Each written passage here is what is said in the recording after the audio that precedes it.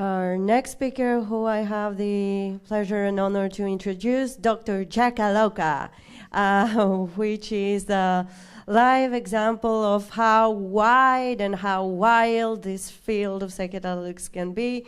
And I found his talks very, very engaging and extremely insightful, whether this has to do with his psychopharmacology background or from the Anthropocene to the rave scene and to DMT experiences. He explores everything when it comes to psychedelics or extreme mind conditions, bears, hibernations, and I'll give the mic.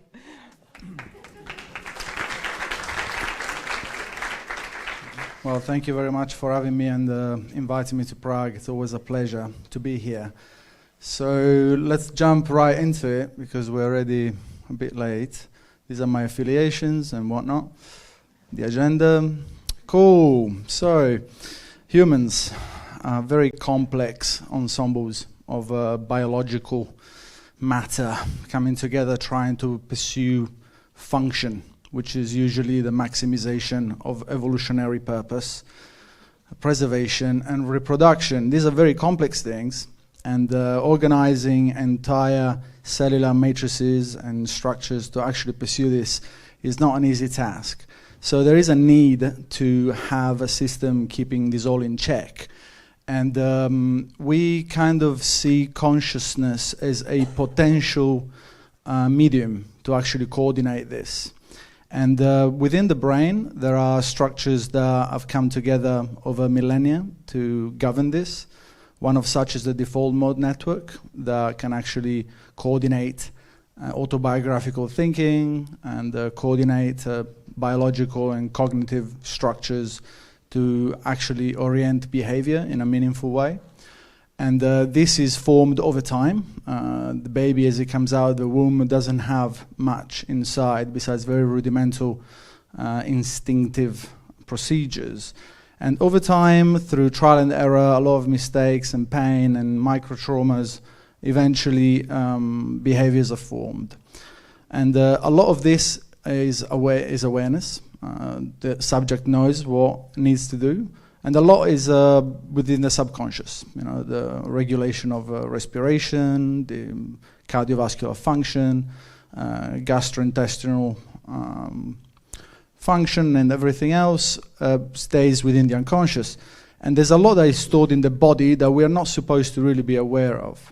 But unfortunately, over time, these things can become a little bit too rigid, a little bit, let's say, maladaptive in some cases, especially considering that we are increasingly more subjected to a form of living that is not what we evolved with. And in this case, we need to actually find ways to go back to the operating system and reconfigure it so that we can actually get things done in a highly complex and disrupted world. So, coming back to this, humans in modern times are very much deprived to experiences that for hundreds of thousands of years were the norm. So basically nearly dying every day because of predators chasing you, or famine, incredible diseases and infections, and falling and breaking and assaults and war zones and tribal conflict and whatnot. Well, now mostly we lose our mind if we can't find a parking spot, or if we don't get the pay raise that we want, or something weird happens on social media. So it's not actually easy to be exposed to extreme things. And extreme things are very important to regulate everything. And throughout history, we've had different media that could actually facilitate this, from the nearly daily near-death experiences to extreme practices. These days, we are a little bit more relegated to more artificial pursuits, like, for example, extreme sports and taking drugs. And these things can really destabilize the system in a way that can be functional, that can be purposeful and adaptive. So the mystical state is very much going into this. The mystical state really comes when the default mode network that governs everything in a way that is meaningful becomes suspended. And this is usually due to extreme input. And this could be cognitive, ideological, or physiological. When there's an extreme input, it means that the predictive models of the individual failed, because everything that is extreme has the potential of terminating life, and so it should be avoided. So if it happened, it means that the individual actually failed to predict hazards. And the mystical state really comes out of this in many forms and manifestations. And this can really go deep into the unconscious, augmenting entropy, and really exposing the individual to the hypercomplexity that it actually is base reality. And there's different literature that approach this and found that mystical states can be extremely valuable for the improvement of well-being and mental health and learning to be a more adaptive and powerful individual. So one thing that has come out throughout history, either accidental or deployed through different technologies, is the idea of catharsis, which is this extreme manifestation of outbursts of emotions, somatic releases and spasms and all sorts of things. And we observe these things quite rarely these days, unless something truly extraordinary happened. But catharsis is something that we really come back to a lot, especially with psychedelics. The term comes from the Greek for purification, and in a way it's a way to really go back to source and expel or purge a lot of things that no longer serve us, and often really manifest in these full body releases. And after this, there's usually a going back to baseline that can be very therapeutic, and it restores balance after something really extreme. And if things don't really get released, a lot of tension remains stored in the body or the mind, which can then create maladaptive loops in terms of muscle tension, and then as a result of that, even like musculoskeletal problems like inflammation in ligaments, or even endocrine dysfunction, stress hormones not being regulated well enough anymore, or problems at the level of the immune system, often again because of the hormonal imbalances and the chronic exposure to cortisol. And so this really needs to be at some point stopped and released.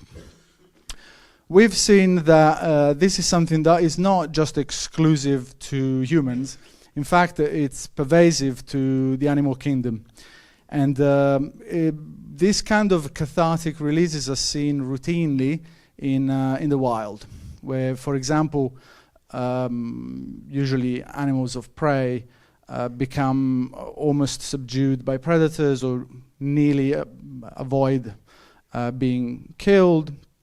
And these animals need to release this stress that they just got exposed to, because during a flight and fight response, the organism needs to be prepped for extreme responses, either attacking or defending itself or fleeing or freezing. These things demand a lot, both in terms of metabolic output, neurological coordination, problem solving. These things are not sustainable. They're very extreme and very dangerous. They need to be dedicated to high-risk contexts. But this can also remain stored in the body and cause traumas of all sorts. So at some point, when the threat is over, the organism needs to kind of stop and go through a reboot of the nervous system and all of the other sections of the body. And this is something that you can see in this clip, where the leopard nearly killed the gazelle, but then it got disrupted, probably by some bad National Geographic's videographer. And so now the gazelle is safe, and it's going through these weird spastic tremors and releases where the nervous system is now resetting. It's going through a cathartic release. And after that is done, the animal is back to being relatively functional and just goes away. Now, is there a human equivalent of this? And we think that this is very much possible, and in fact the case. And now the point is that we are really told that this is not cool, because you always have to stay relatively normal, functional, poised. You can't just go through something extreme and then eventually start shaking randomly in front of people. People think you're a weirdo or that something not healthy is going on. Well, actually, we really need these kind of things. And we need the right containers to go through these kind of experiences. Otherwise, we store this tension. We go through a sort of emotional constipation. So we need socially acceptable release containers. And throughout history, we've had those. Religions are full of contexts where people go through all sorts of weird experiences. There's like things like pranayama or breathwork or kundalini practices or even exorcism at some point. And but we don't really have that kind of thing anymore. And psychedelics are a pretty neat conduit for this. So there's literature that really went into this over time. This is a good example that really tries to approach catharsis in a methodical way. It says that like these processes are not regarded as self-indulgence. It's getting worse or it's getting hysterical. They're regarded as processes that get rid of distress, that restore the person to a non-distressed, flexible functioning again. They're processes whereby persons purge themselves of personal frustrations. So catharsis is not just emotions. Emotions is a big part of it, but the body really goes through a complex metabolic and hormonal reset. And this has been observed with different biomarkers. There's releases of all sorts of things, including endorphins, that really facilitate a return to homeostasis. So our proposition is that catharsis is really a sort of physiological recalibration. And myself and colleagues are in the process of putting together a paper just on this, segueing from the pivotal mental states, going straight into the body as a pivotal physical state, the somatic equivalent, where basically a transient, intensely hyperplastic physiological and biological state possesses remarkable potential to facilitate physiological, biological transformation. So there's plenty of evidence for this. Psychedelics affect both body and mind. There's a lot of immunomodulatory properties of these substances. The HPA axis is modulated in very specific ways. There's a lot of markers that really are affected in a very, very sensitive manner. This is the usual PIMS diagrams that is applicable to what we're talking about here for the body. And myself, that's my rarely used Italian name there. This paper that just came out like less than 2 weeks ago really investigates the body set, which is something that has really been neglected over time, which really stipulates that it's not just about the set, which is really regarded as the mindset throughout the last 50 years of doing this, and the setting really are crucial to understand the difference between psychedelic experiences. But the body set is really crucial. Like, what is it that is in your stomach? Are you healthy? Are you sick? Are you injured? Are you hot? Are you cold? Are you young? Are you old? Is there any kind of stressor at the level of the immune system? All of these things are really radically going to change a psychedelic state, and they're rarely ever discussed because they're actually extremely complex. So, yes, there is a disruption. There's integration after this kind of extreme context. And then, if it's done in the right way, there's lasting change. And this can be for the better and the worse. So, a very neat tool to approach this is 5-MeO-DMT. 5-MeO-DMT is an extraordinary psychedelic, extremely powerful, extremely radical. In fact, as Marek introduced just before, it is used as a bioweapon by bufovirus. I gave an entire lecture on this here in Prague, actually, a few years ago. You can Google it, on the evolutionary purpose of the venom within bufovirus. It really is there to deter any kind of predator, making them go through such an ontologically shocking experience as maybe I shouldn't go anywhere near a bufovirus. And we've seen that taken in isolation, especially after all of the other things in the venom are deactivated, from the bufordinolides to cardioglycosides and other toxic things for the heart especially, 5-MeO-DMT actually can go straight into the system and disrupt it in a way that is very, very clean and very powerful. We don't know if this is unique to 5-MeO-DMT.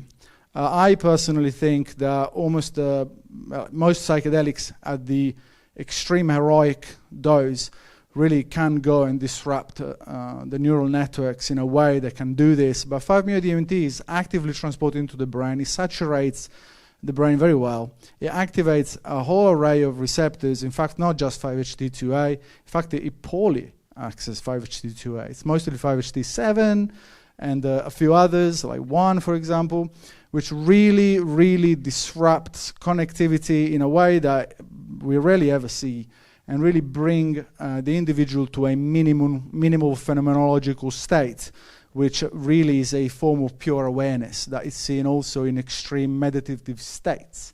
So there's mystical experiences, the modulatory potential is enormous with this substance, and it evokes very powerful somatic release that we don't really see much with other psychedelics. Again, until, we're talking like 15 tabs of acid or 20 plus grams of mushrooms.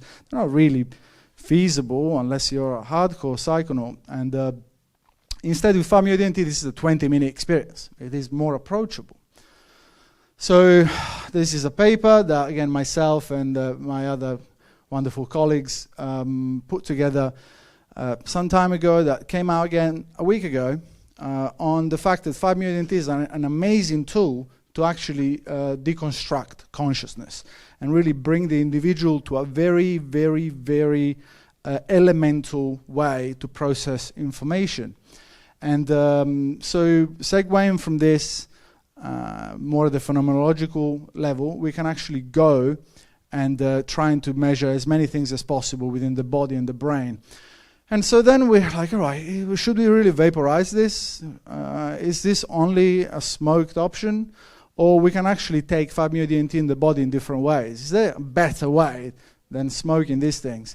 And so we put together this comparative study, and I'm very grateful that Marek spoke before me, because I don't rehearse my talks, and I am well known to go aggressively over time, so I can just keep a lot of this. This is a study protocol. We gave drugs to people, and then we asked them questions. Afterwards, many follow-ups. And there's like, this is the boring stuff. We took a bunch of people in Canada, including myself, and in Prague for the intramuscular route. So we injected and vaporized and said, all right, is there value in intramuscular versus vaporized? So this is more or less the doses that were given, only 1 for IM and several for vaporized. Preliminary results. A lot of things are very similar, actually. They are comparable at the statistical level. Even the shapes of all the questionnaires eventually converge. Very similar, very similar, very similar, very similar. But there's a few things are very different. And they really, really inspire us to look at intramuscular as an option that is very valuable. For example, 5 minutes. Yeah, of course, sure. There's first and foremost, with IM, we see a lot more somatic release. So these cathartic spasms and manifestations like the gazelle on intramuscular are far more common. And with vaporized, it also happens. It's much shorter. Like with IM, we are talking about, instead of like 20 minutes, it can be up to like an hour and a half of these kind of things. So it really gives the body and the mind a lot more time to process this. Then there is the fact that it comes up a lot more slowly. And vaporized, within like 10 seconds, you are a broken human being. Instead, with intramuscular, it gives you like 5 minutes, 8 minutes, when you can really start to process this in a way that's a little bit more gentle, less likely to traumatize someone, and actually, preserve a certain type of processing that can be a little bit more valuable. So in terms of somatic release, there's a lot more evidence coming from holotropic breathwork, another amazing modality to induce this. And so intramuscular has a very strong effect on alpha band, also vaporized, but intramuscular a lot more. Alpha is seen as a tunneling function for attention at the top-down level to really govern the neural networks in a way to create a structure at the level of information processing. And with 5-MeO-DMT, alpha is crushed. Like there is this disrupted connectivity, which really becomes global at this point. And we've seen this in many of our EEG analysis. Then we see even you see a rebound afterwards. So at the beginning, this is all disrupted, but then afterwards, there's a return to self that is strengthened. So with this rebooting, a lot is really taken back to source in a way that really facilitates a relaxation of these maladaptive procedures. And then we really let the brain do its thing in terms of resetting things and really bringing back a more functional version of homeostasis. In terms of connectivity, again, we see a lot more connectivity happening in specific regions, and then with IM, a lot more after 5 minutes, and then again back to baseline. So the emotional breakthrough is part of catharsis, described very well by Leo Rosman. It's a facet of catharsis, the emotional facet. Again, the body is very, very rarely approached, and this is what we're trying to do here. And it really mediates a lot of the psychological changes. We propose that catharsis is also very much a bodily expression and a physiological reboot. Marek introduced the idea that delta is a very important band here. It's a slow oscillation. It really spreads across the cortex very well. And in many ways, it becomes augmented, especially with emotional breakthrough. It correlates very well. And I have a PhD in sleep science, actually. This was my entry gateway into altered state research. And delta is very crucial for non-REM sleep. And in many ways, it is part of the functions of deep sleep to reset a lot of the neurological functions. And delta, in many ways, is deeply intertwined with the intrinsic oscillators of the brain. So this really shows that we can disable top-down control and really return the brain to a sort of information processing that is more intrinsic and a little bit more less biased, let's say. So future directions for this are really trying to dig a little bit deeper into the data in ways that are a little bit less canonical and less trite and less shallow. Like, for example, multimodal physiology. HRV would be very important to assess in terms of understanding how stress responses are modulated after an experience like this.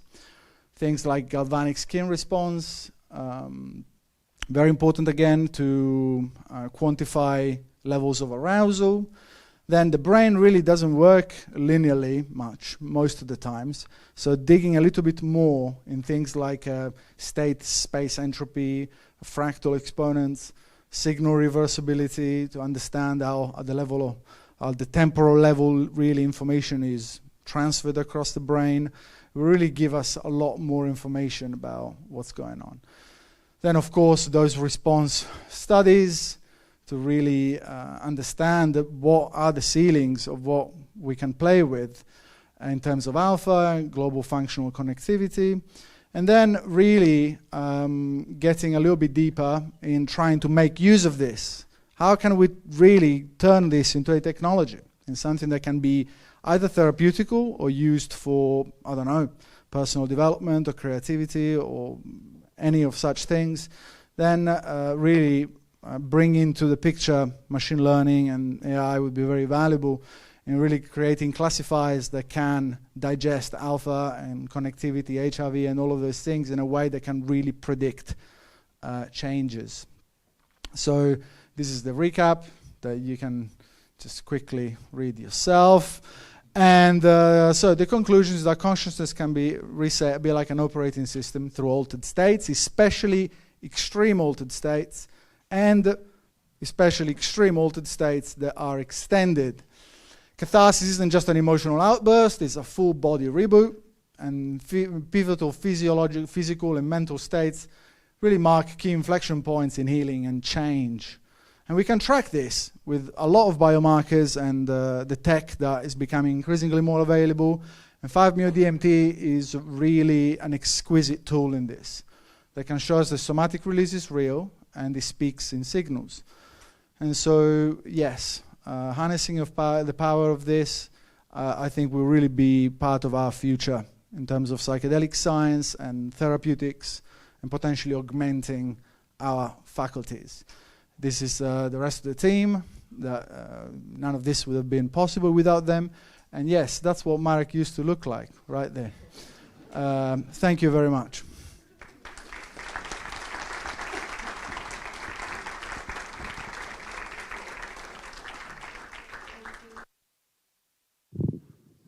Thank you very, very much, Jack. Always delivers, right? I think we have time for a short question. How can I choose? You choose.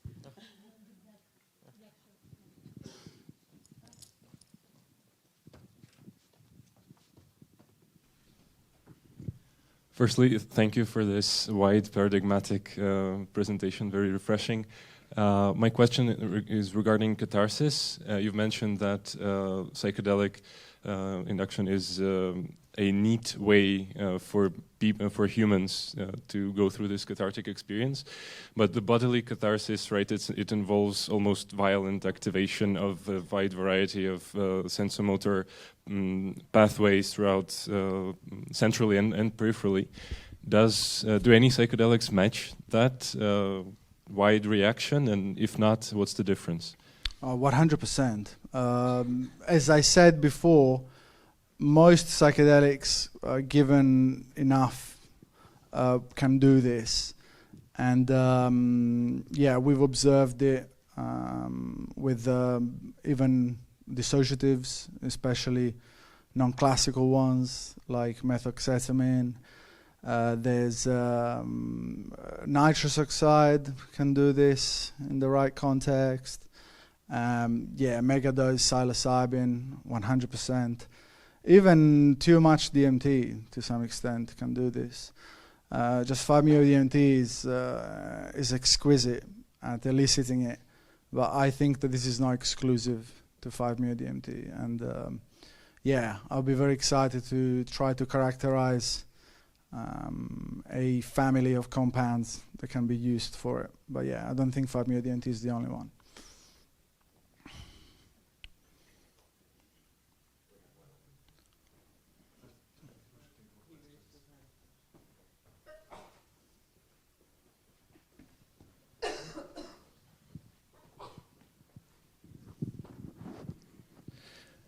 Yeah, thank you very much. I really enjoyed this presentation. It seems like you can beat everything except the time, isn't it? Yeah. So my question actually is, are you familiar with polyvagal theory by Stephen Porges? Of course. Yeah. Yeah. Yeah, because I think that goes in the same direction. And it shows how things are integrated in the autonomous nervous system, and here comes the mind and the body together, and I think that's a very important aspect. Yeah, yeah. The vagus nerve, of course, it's like a major highway to bring a little bit of the mental experience down to regulate bodily function, and yeah, over time. We'll become more and more aware of how to play with it in a way that is more specific, both with pharmacology, but even with technology. There's quite a few devices that can hack into the vagus nerve and really relax a lot of things that otherwise seem to not be adaptive anymore, 100%.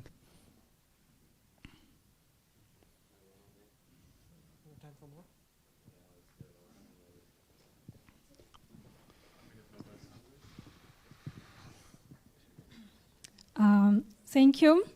So you shared that going through complex psychedelic experience may lead to stress release, but I'm interested in what you think about HPPD, perceptual disorder, which is more lasting than a bad trip. Doesn't that suggest that some doors shouldn't be open, as in practice HPPD isn't integrated but rather therapeutically or medically treated? 100%. I think this is a very relevant question because 5-MeO-DMT is known to do this. The so-called reactivations are very much a thing with 5-MeO-DMT. There are people that, you know, in very uncomfortable or, let's say, unorthodox contexts just seem to just reiterate and re-experience 5-MeO-DMT, like just before falling asleep or while having sex or, you know, while going through something stressful, they just start tripping balls again into 5-MeO-DMT experience. And so HPPD is a thing, and we really need to be mindful of it. And this is also why we are doing this kind of experiments. For example, intramuscular 5-MeO-DMT seems to elicit a lot less reactivation, fewer reactivations. And this is very important because they can be very awkward. Some people enjoy them. It's more for the psychonauts. But otherwise, we really have to finely tune how we approach psychedelics so that we keep that lid on the Pandora's box under control. And with intramuscular 5-MeO-DMT, reactivations are extremely rare. And without this kind of studies, we would never know. And the vaporized 5-MeO-DMT instead does really tinker with the system in a way that is not always ideal. And even just smoking cannabis can reactivate a 5-MeO-DMT experience. So it can be extremely disrupting and even awkward at times. And so this is a very important thing to keep in mind, and this is why we're doing this, so that we keep that likelihood as contained as possible. Yeah. Cheers. Thank you, Jack. Thank you so much, Jack, for this wonderful talk.